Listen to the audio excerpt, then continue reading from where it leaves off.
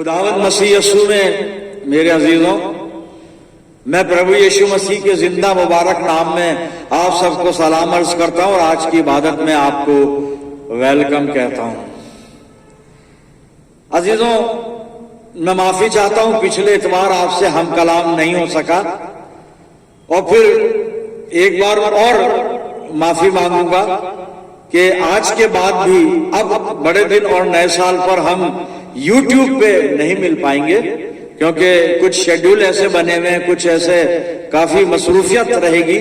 लेकिन खुदा बाप की पाक मर्जी हुई तो फिर नए साल के बाद वापस हम YouTube पे जुड़ेंगे। लेकिन आज परमेश्वर का धन्यवाद करते हैं, उसने वक्त दिया और उसके शुक्रगुजार हैं कि आज जब हम इस क्रिसमस सीजन के थर्ड एडवेंट संडे पर इबादत कर रहे हैं और YouTube पे खास तौर से मैं अपने तमाम व्यूअर्स का शुक्रगुजार हूं। आपकी दुआओं के लिए मैं आपका धन्यवाद करता हूं और अभी से आप सबको मैं क्रिसमस की बहुत बहुत मुबारकबाद देता हूं।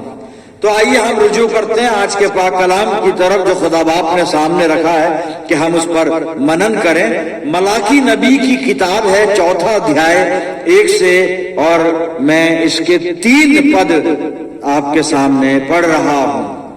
यहां पे इस तरह लिखा है,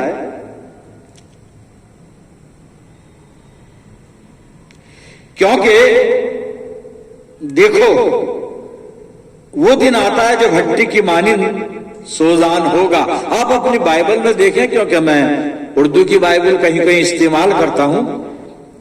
तब सब मगरूर और बद किरदार भूसे की मानिंद होंगे और वो दिन उनको ऐसा जलाएगा कि शाखो बुन कुछ ना छोड़ेगा।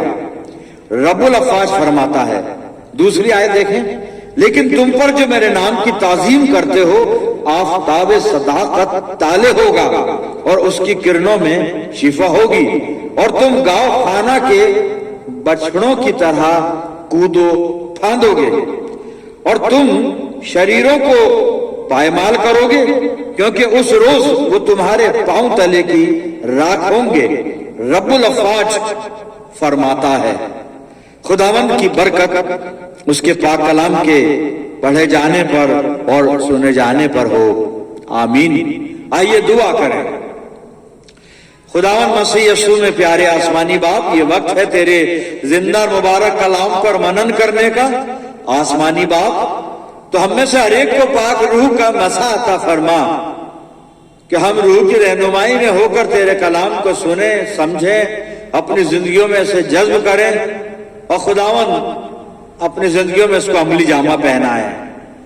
प्यारे आसमानी बाप, होने दे वचन रूपी बीज जब हमारे दिल की जमीन पर गिरे तो हमारी जिंदगियों में जड़ पकड़े और बहुत सा फल लाए, और जब हम तेरी मुकद्दस हैकल में से निकलकर अपने घरों को रुखसत होते हैं तो तुझसे बहुत सी रूहानी बरकत लेकर जाने वाले हों।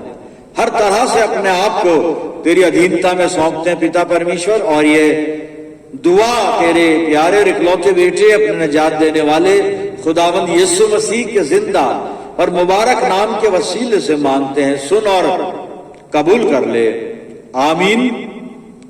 एक बार फिर परमेश्वर का धन्यवाद करते हैं। और फर्स्ट एडवेंट संडे को जब मैं आपसे हम कलाम हुआ था तो हमने बातचीत की थी कि जो आने वाला क्रिसमस बड़ा दिन जो है उसकी तैयारी हम कैसे कर रहे हैं।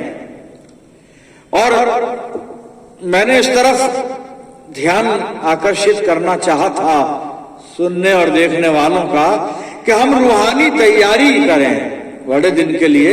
जो दुनियावी तैयारियां ये नहीं, हम रूहानी तैयारी करें, इस पर हमने बातचीत की थी। अब आज जो किताब मुकद्दस यानी पाक कलाम में से जो हिस्सा है, मलाकी नबी की किताब है, 4 अध्याय 1 से 3 पद पढ़े थे। दूसरा पद इसको देखें आप, मैं दोहरा रहा हूं यहाँ पे क्या लिखा है, लेकिन तुम पर जो मेरे नाम की ताजीम करते हो आफताबे सदाकत ताले होगा और उसकी किरणों में शिफा होगी, और तुम गांव खाना के बछड़ों की तरह कूदो फांदोगे। हिंदी वर्जन में है, लेकिन तुम पर जो मेरे नाम का भय मानते हो, लेकिन तुम पर जो मेरे नाम का भय मानते हो धार्मिकता का सूर्य उदय होगा और उसकी किरणों में शिफा होगी, चंगाई पाओगे और तुम पाले हुए बछड़े के समान कूदोगे।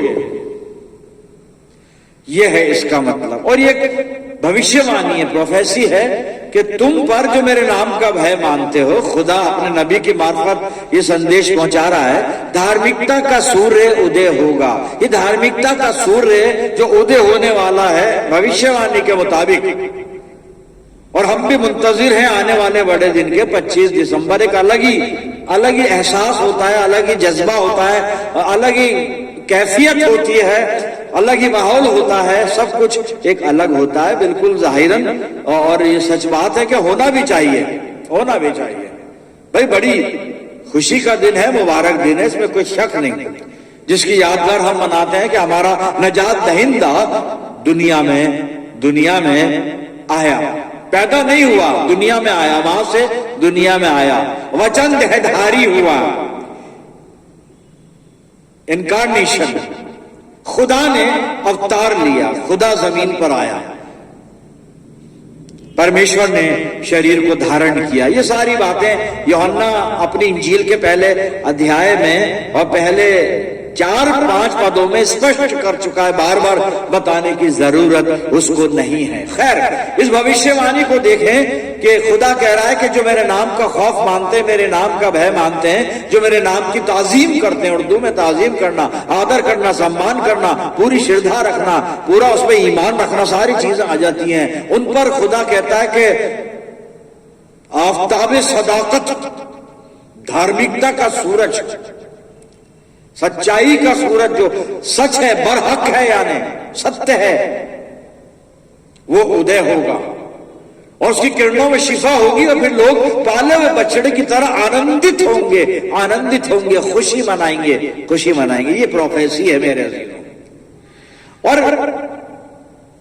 मलाकी की किताब का जब आप अध्ययन करेंगे तो पाएंगे कि पहले तो परमेश्वर ने इस्राएली जाति को, कौम को और कहीनों को, याजकों को भी उनके गुनाह बताया, वो क्या कर रहे हैं, खुदा से दूर हट चुके, रास्तबाजी के पीछे नहीं चलते हैं, रास्तबाजी इनकी जिंदगी में नहीं है, इनके हदियों में छल है, कपट है, धोखा है, वगैरह वगैरह। जब आप पढ़ेंगे ना, इन 4 अध्यायों की स्टडी कीजिए आप। लेकिन खुदा रहीम है, करीम है, प्यार करने वाला है, और चौथे बाब में आकर फिर उसने अपने रहम दिल का प्रगटीकरण किया है कि फिर भी मैं उन लोगों पर जो अच्छे लोग हैं, मेरा भय मानते हैं, मेरी ताजीम करते हैं, मेरी आज्ञाओं का पालन करते हैं, रास्तबाजी से जीते हैं, मैं उन पर धार्मिकता का सूरज या धार्मिकता का सूर्य उदय करूंगा। और ये धार्मिकता का सूर्य कौन है, धीरे धीरे बाइबल अनफोल्ड करती चली जाएगी मेरे अज़ीज़ों, अनफोल्ड करती चली जाएगी। और ये धार्मिकता का जब सूरज आएगा, तो सूरज आता है तो अंधेरा दूर होता है। और इस वक्त जो अंधेरा है, जब तक सूरज उदय नहीं हुआ था, मलाकी के जमाने की बात कर रहे हैं, तब तक अंधेरा ही अंधेरा था लोगों की जिंदगी में। और अंधेरा क्या था, गुनाह का अंधेरा था। और जब गुनाह है तो शक था जिंदगी में, और जब गुनाह और शक है तो निराशा ये भी जिंदगी में थी। और जब ये तीनों चीजें हैं तो मौत का खौफ भी इंसान के दिल में और इंसान के ज़हन में और इंसान की जिंदगी में था मेरे अज़ीज़ों। और फिर इसके बाद तकलीफें, परेशानियां, बीमारियां, महामारियां, लड़ाई झगड़े, दंगे फसाद, सब कुछ यानी अंधेरा ही अंधेरा था। लेकिन फिर एक और भविष्यवाणी बाइबल में हम देखते हैं जो यशाया कर चुका है, अपने 60 बाब के पहले पद में कहता है, उठ प्रकाशमान हो। इसराइलियों को खुदा बात कर रहा है, इसराइलियों से उनको कहा जा रहा है, इसराइलियों को उठ प्रकाशमान हो, क्योंकि तेरा प्रकाश आ गया है और यहोवा का तेज तेरे ऊपर उदय हुआ है। वहां भी वही बात है, अंधेरे की रोशनी की बात है साहब,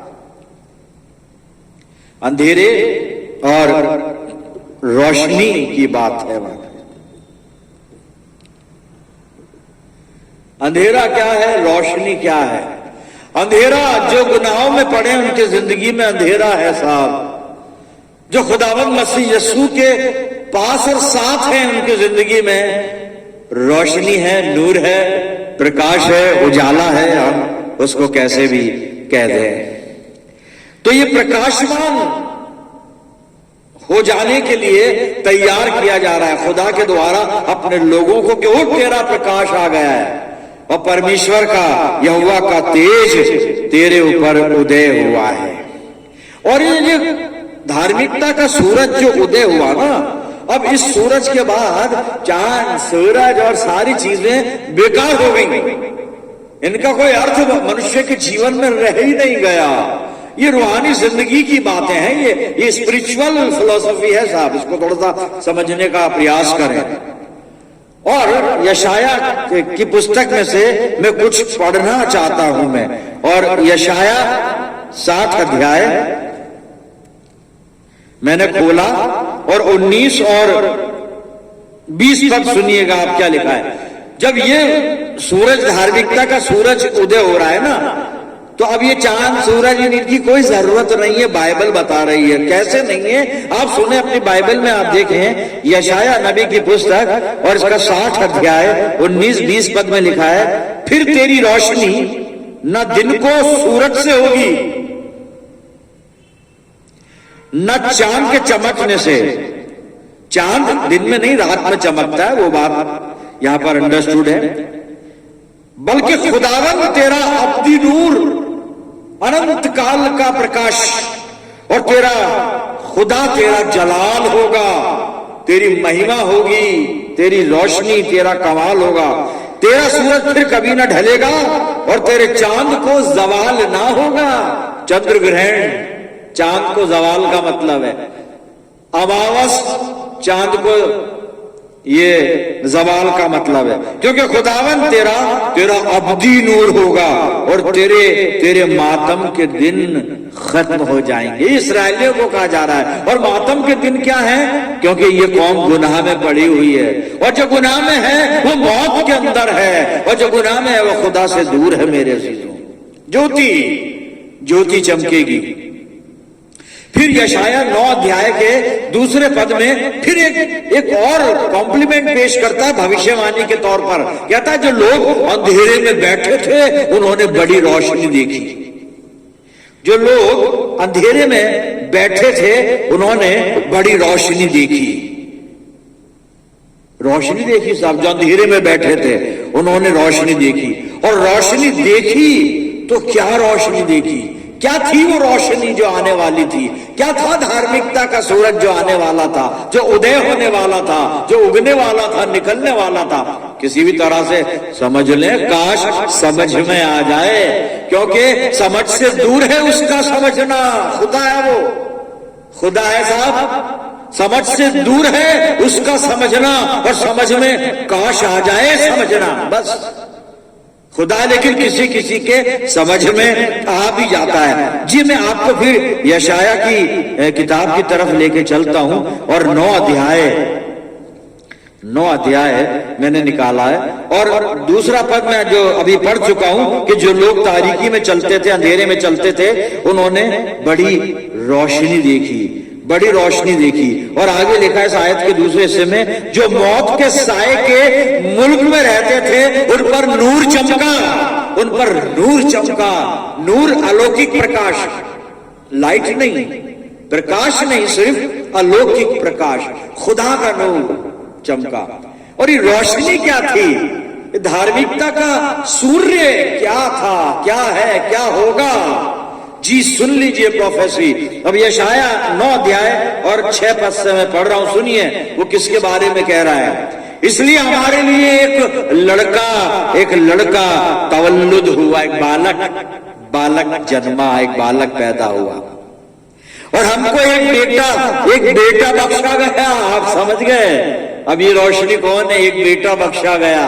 कहां से बख्शा गया? खुदा की तरफ से।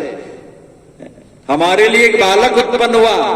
अब ये कौन है? सब जानते हैं। जी बिल्कुल, खुदावंद मसीह यस्सु। और लिखा है और सल्तनत उसके कंधे पर होगी, और उसका नाम अजीब, मुशीर, अद्भुत युक्ति करने वाला, खुदाए कादिर, पराक्रमी परमेश्वर, और अब्दियत का बाप, अनंत काल का पिता, और सलामती का शहजादा, शांति का राजकुमार होगा। यह है वो रोशनी, यह है वो धार्मिकता का सूरज, मेरा और आपका खुदावंद मसीह यीशु। मेरे अजीजों, रोशनी आ चुकी है, अंधेरा जा चुका है, लेकिन सिर्फ उनके लिए जो खुदावंद मसीह यीशु के हम राह हैं और पैरों हैं। बाकी अंधेरे में है, सब अंधेरे में है, सब अंधेरे में है। पर हम रोशनी की बात कर रहे हैं। चलिए अंधेरा खत्म, अब रोशनी रोशनी है, क्योंकि धार्मिकता का सूरज उदय हो चुका है, खुदावंद मसीह यीशु आ चुका है, रोशनी आ चुकी है। मेरे अजीजों, रोशनी आ चुकी है। क्या हमने रोशनी का एक्सपीरियंस किया है अपनी जिंदगी में? बड़ा दिन आ जाए, बड़े दिन पर तैयारियां, क्या प्रिपरेशन, वो जो दुनियादारी की बातें हटा दें, इसको सब बहुत कर ली। 2000 साल से यही तो कर रहे थे, कर क्या रहे थे? अब तो उस नूर के पीछे, अब नूर के पीछे मैं यीशु के साथ, यीशु के नूर में चलूंगा, गाना गाते हैं, यीशु के साथ नूर में चलूंगा, दिनों रात उसके पीछे में चलूंगा। दिनों रात कोई नहीं चलता साहब, मुमकिन भी नहीं है। काश हो जाए ऐसा, काश हो जाए। अभी हम काश तक पहुंचे हैं, काश तक, काश काश ऐसा हो जाए, काश की यीशु की खूबियां मुझ में हो, गाते हैं ना कोरस। काश हुआ नहीं है, जो काम होता नहीं है हम उसकी उम्मीद लगा के काश लगाते हैं, एक उम्मीद, एक आशा के साथ, काश काश ऐसा हो जाए, काश हो जाए ऐसा। जी, रोशनी का तजुर्बा, रोशनी का तजुर्बा करना होगा साहब हमें। अगर रोशनी नहीं है, सब कुछ बेकार है, सब कुछ बेकार है। उत्पत्ति की पुस्तक पहला अध्याय और दूसरे पद में एक बात लिखी हुई है, वहां पे लिखा है, और जमीन बेडोल और सुनसान थी। खुदा ने दुनिया बनाई, सबसे पहली आयत में लिखा है, उसने आसमान और जमीन को बनाया, बना दिया साहब खुदा बाप ने। लेकिन फिर आगे दूसरे पद में लिखा है, जमीन बेडोल थी, सुनसान थी। अरे भाई, तो खुदा बाप ने बनाई है, ये बेडोल चीज कैसे बना दी, ये सुनसान चीज कैसे बना दी? जी नहीं, उसने नहीं बना दी, वहां पर एक कुछ है वहां पर, इसलिए जमीन बेडोल है, सुनसान है, और वहां पर किसी चीज की मौजूदगी है, और मौजूदगी उसी आयत में लिखी हुई है। अब सुन लीजिए पूरा पद। वहां लिखा है, और जमीन बेडोल और सुनसान थी, क्योंकि जल के गहराओं के ऊपर अंधेरा था, और जहां अंधेरा है वहां पे बेडोल बना है, जहां अंधेरा है वहां पर सुनसान, उजड़ी हुई, सब कुछ दुनिया उजड़ी हुई है साहब। तो जिनकी जिंदगी में मसीह यीशु का नूर नहीं, उनके जीवन में अंधेरा है, और उनकी जिंदगी बेडोल है, सुनसान है, उजड़ी हुई है, बर्बाद है, कुछ नहीं है। No Christ, no life. रोशनी का तजुर्बा करना पड़ेगा, कर लीजिए, इस बड़े दिन में कर लीजिए। वो जो दुनियावी एक्सपेरिमेंट करते हैं उसको बंद कर दें, और अब रोशनी का एक्सपेरिमेंट, खुदा के नूर का। रोशनी कौन सी? वो जो चर्च के ऊपर लड़ियां लटकाई है, वो नहीं है रोशनी, वो किराए की है, चली जाएंगी वापस, और अपनी है तो समेट के 2 जनवरी को वापस बॉक्स में डाल के अंदर रख देंगे, 1 साल के लिए बंद। पर ये रोशनी जो आई है, ये कभी बंद नहीं होती, कभी ये आफताब गुरूब नहीं होता, ये सूरज डूबता नहीं साहब, ये 24 घंटे चमकता है इंसान की जिंदगी में। जी, पौलुस ने इस रोशनी का तजुर्बा किया है, और पौलुस जो है अग्रिप्पा बादशाह के सामने बात कर रहा है, और बात करते करते करते वो खुदावंद मसीह यीशु के सुसमाचार को राजा तक पहुंचाना चाहता है। जी, मैंने प्रेरितों के काम 26 अध्याय खोला है और 13 पद से मैं पढ़ रहा हूं, सुनिएगा पौलुस क्या कहता है। रोशनी का तजुर्बा। तो हे राजा, मार्ग में दोपहर के समय मैंने आकाश से सूर्य के तेज से भी बढ़कर, सूर्य का तेज तो कुछ भी नहीं है, हालांकि दुनिया में सबसे तेज अगर कोई तेज है तो वो सूरज का है, लेकिन अब बाइबल कह रही है इससे भी तेज एक और तेज है, वो नूर खुदावंद मसीह यीशु का है। जी सुनिए, तो है राजा मार्ग में दोपहर के समय मैंने आकाश से सूर्य के तेज से भी बढ़कर एक ज्योति अपने और अपने साथ चलने वालों के चारों ओर चमकती हुई देखी। जब हम सब भूमि पर गिर पड़े तो मैंने इब्रानी भाषा में मुझसे ये कहते हुए एक शब्द सुना, हे शाऊल तू मुझे क्यों सताता है? पैने पर लात मारना तेरे लिए कठिन है। मैंने कहा, हे प्रभु तू कौन है? प्रभु ने कहा, मैं यीशु हूं जिसे तू सताता है, परंतु तू उठ। 16वां पद, मैं रुक रहा हूं, आपसे बात करने के लिए आगे पढ़ूंगा, अभी ज्योति की बात करूंगा। यीशु मसीह कह रहा है, मैं यीशु हूं जिसे तू सताता है, जिसे तू सताता है। मैं दुनिया में आया, नूर दुनिया में आया, लेकिन दुनिया ने इसको कबूल नहीं किया। अपने अपने बिजनेस में, अपने अपने काम में, अपनी अपनी सजावटों में, अपने अपने वो झालर ये वो झंडे वंडे लाइट उसमें लगे पड़े हैं। यीशु मसीह की तरफ ध्यान ही नहीं है। तुम मुझे सताते हो, बड़ा दिन नहीं बनाते, मुझे सताते हो, मेरे पास नहीं आते, दुनिया की रंगरलियों में डूब जाते हो, इबादत नहीं करते, अभिलाषाओं में खोए रहते हो पूरे क्रिसमस वीक में, मुझे सताते हो। शाऊल ही नहीं सता रहा है मसीह यीशु को, आज मैं भी सता रहा हूं साहब, सताना बंद कर दे। शाऊल तू मुझे क्यों सताता है? वो सवाल आज भी है, शाऊल तू मुझे क्यों सताता है? तो मुझे क्यों सताता है? जी मैं आगे बढ़ रहा हूं, 16वां पद फिर, परंतु तू उठ, अपने पांवों पर खड़ा हो, क्योंकि मैंने तुझे इसलिए दर्शन दिया है कि तुझे उन बातों का भी सेवक और गवाह ठहराऊं जो तूने देखी हैं, और उनका भी जिसके लिए मैं तुझे दर्शन दूंगा, बताऊंगा यानी। और मैं तुझे तेरे लोगों से और अन्य जातियों से बचाता रहूंगा, जिनके पास मैं अब तुझे इसलिए भेजता हूं कि तू उनकी आंखें खोले। और आंखें बंद हैं तो अंधेरा है साहब, आंखें बंद हैं तो अंधेरा है।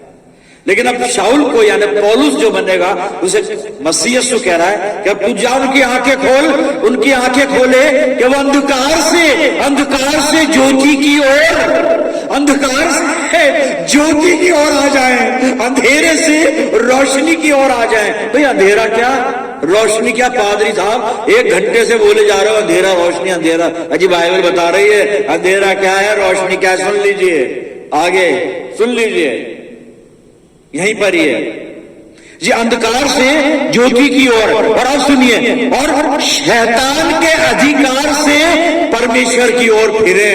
यह है साहब, शैतान का अधिकार अंधेरा, परमेश्वर रोशनी।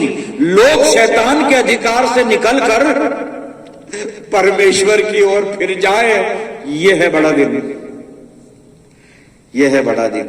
फिरे, पूरी कर रहा हूं मैं पद, कि पापों की क्षमा और उन लोगों के साथ जो मुझ पर विश्वास करने से पवित्र किए गए हैं मिरास पाए। यह है साहब बड़ा दिन, तो यह है। कौन से बड़े दिन की तैयारी आप कर रहे हैं पता नहीं, कौन से बड़े दिन की? नूर का एक्सपीरियंस करिए जी। एक आयत बोल रहा हूं मैं, लिखी हुई है यूहन्ना 8:12 में लिखा है, जगत की ज्योति मैं हूं, खुदावंद मसीह यीशु फरमाता है, जगत की ज्योति मैं हूं, जो मेरे पीछे हो लेगा वो अंधकार में ना चलेगा वरन परंतु जीवन की ज्योति पाएगा। जी ये है। और तैयारी करना है तो एक तैयारी करिए इस बड़े दिन के लिए, एक तैयारी वो पौलुस बता रहा है, मैं पढ़ देता हूं। अब आप करें ना करें आपके ऊपर है साहब, लेकिन तैयारी इस बड़े दिन की क्या करनी है? इफिसियों 5:14 आप नोट कर लें। और यहाँ पे पौलुस साहब कहते हैं, लिखता है पवित्र आत्मा की अगुवाई में होकर, पौलुस तो नहीं कह रहा है लेकिन पवित्र आत्मा उसको कह रहा है कि ये लिख। और क्या लिख? इस कारण वो कहता है, हे सोने वाले जाग और मुर्दों में से जी उठ। जागना है हमें, हम गफलत में पड़े हैं, लापरवाही में पड़े हुए हैं, दुनियादारी में सुस्त हो चुके हैं, दुआएं रुक चुकी हैं और करते भी हैं तो अपने मतलब की करते हैं, अपने गैंग के लिए करते हैं, अपने लाभ के लिए करते हैं। इबादत भी करते हैं तो दिखाने के लिए करते हैं। खुदा से मोहब्बत है इसलिए नहीं करते। सबकी बात नहीं कर रहा हूं, जनरल ऑब्जर्वेशन। नहीं, कुछ तो है जो अभी भी, लेकिन जो लोग परमेश्वर का भय मानते हैं उन पर धार्मिकता का सूर्य उदय होगा। आज भी भय मानते हैं कुछ लोग, लेकिन हम सबको साथ लेके जाना चाहते हैं स्वर्ग में, सबको। जी वो कहता है सोने वाले जाग और मुर्दों में से जी उठ। मुर्दों में से जी उठ मतलब जो पाप में है वो मरा हुआ ही है, मुर्दा ही तो है वो। जो मसीह यीशु से दूर है मुर्दा ही है वो। है कहां उसके पास अनंत जीवन? बस दिल धड़कने को जीवन नहीं कहते, सांस आने को जीवन नहीं कहते।